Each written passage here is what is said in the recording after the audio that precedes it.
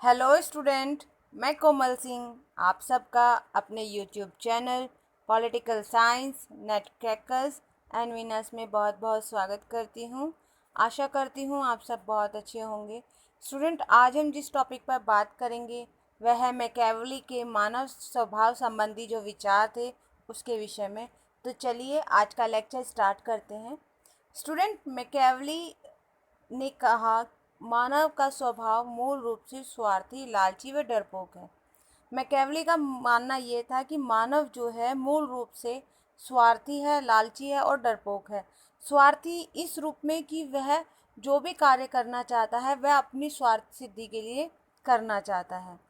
साथ ही साथ वह बहुत लालची है। लालची किस रूप में कि उसकी एक इच्छा पूर्ति नहीं होती, वह दूसरी इच्छा की कामना करने लगता है, इसलिए उसका लालच दिन ब दिन बढ़ता रहता है।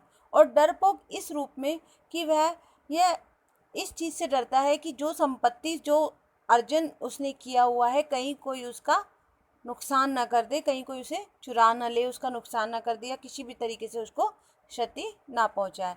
तो इस रूप में मैकियावेली ने मानव के स्वभाव को 3 रूपों में विभक्त किया: स्वार्थी, लालची व डरपोक।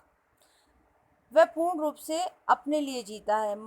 मैकियावेली ने कहा कि मानव जो है वह पूर्ण रूप से अपने लिए जीता है, इसलिए वह स्वार्थी, लालची व डरपोक है।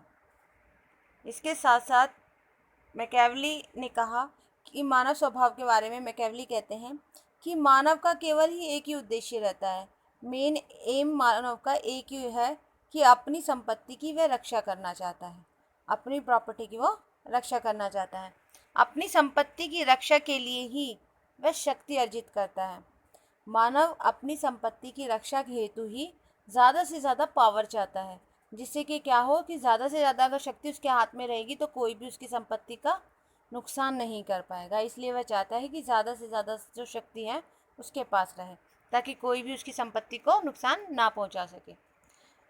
मैकियावेली के कथन के अनुसार यदि हम बात करें कि मैकियावेली ने जो स्टेटमेंट दी उसमें उन्होंने कहा कि राजा को चाहिए कि वह इन स्वार्थी व्यक्तियों को नियंत्रित करने के लिए भय व प्रेम दोनों का प्रयोग करें। तो स्टूडेंट, कई बार स्टेटमेंट पूछ लिया जाता है कि मैकियावेली ने ये कथन कहा या उसने ये कथन कहा, तो किसने ये कथन कहा कि राजा को चाहिए कि वह जो स्वार्थी व्यक्तियों को नियंत्रित करने के लिए भय व प्रेम दोनों का उपयोग करे। तो यह कथन कहा था, ये स्टेटमेंट कहा था मैकियावेली ने। तो आप ये याद रखिएगा।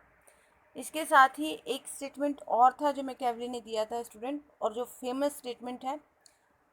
मैकियावेली ने कहा था कि राजा को सद्गुण का सहारा लेना चाहिए, भाग्य का नहीं।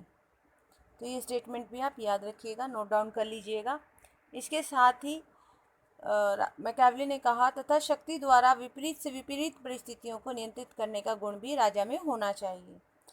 तो मैकियावेली के अनुसार राजा को सद्गुण का सहारा लेना चाहिए लेकिन भाग्य का नहीं। लेकिन यदि कोई कार्य प्रेम पूर्वक नहीं हो पा रहा है तो यदि वह उस जगह शक्ति का प्रयोग करना पड़े तो राजा को शक्ति का प्रयोग करने का भी प्रयत्न करना चाहिए। यदि विपरीत से विपरीत परिस्थितियों में नियंत्रण करना है और ऐसा मौका आ रहा है कि प्रेम पूर्वक या उदारता पूर्वक वह कार्य नहीं हो पा रहा है, तो वहाँ पर यदि हमें शक्ति का प्रयोग करना चाहे तो एक राजा को चाहिए कि वह शक्ति का प्रयोग करके भी, साम दाम दंड भेद का प्रयोग करके भी अपने हित को साधे, अपने कार्य की पूर्ति करें। इसके साथ ही मैकियावेली ने मानव स्वभाव को सार्वभौमिक यानी यूनिवर्सल माना। तो मानव स्वभाव को सार्वभौमिक कौन मानता है? मैकियावेली मानते हैं। मैकियावेली का कहना था, और ये बहुत फेमस स्टेटमेंट है स्टूडेंट, कई बार एग्जाम में पूछ लिया जाता है, याद रखिएगा, कि व्यक्ति अपने पिता की मृत्यु को भूल सकता है लेकिन संपत्ति का विनाश वह आजीवन नहीं भूलता। यानी कि एक व्यक्ति की पिता की मृत्यु कब हुई है ये व्यक्ति भूल जाता है। कुछ समय अंतराल बाद यह व्यक्ति भूल जाता है कि उसके पिता की मृत्यु कब हुई है, लेकिन यदि उससे ये पूछा जाए कि उसकी संपत्ति का विनाश कब हुआ, वह जिंदगी में कभी नहीं भूलता। इसलिए उन्होंने ये फेमस स्टेटमेंट दिया कि व्यक्ति अपने पिता की मृत्यु को भूल सकता है लेकिन संपत्ति का विनाश कभी नहीं भूल सकता।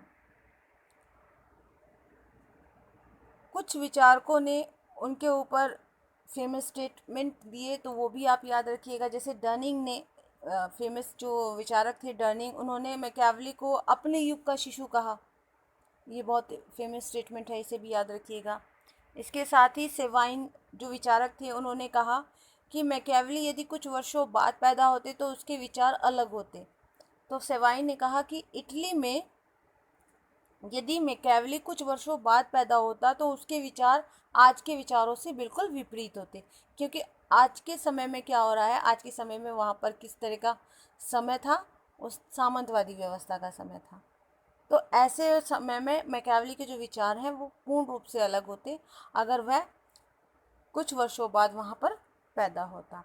तो ये कुछ फेमस स्टेटमेंट थे मैकियावेली के जो हमने आपको बताए, आपसे डिस्कस किए। साथ ही साथ हमने डिस्कस किया आपसे कि मैकियावेली के मानव संबंधी विचार क्या थे और किस प्रकार से वह उनके स्वभाव को परिभाषित करते हैं।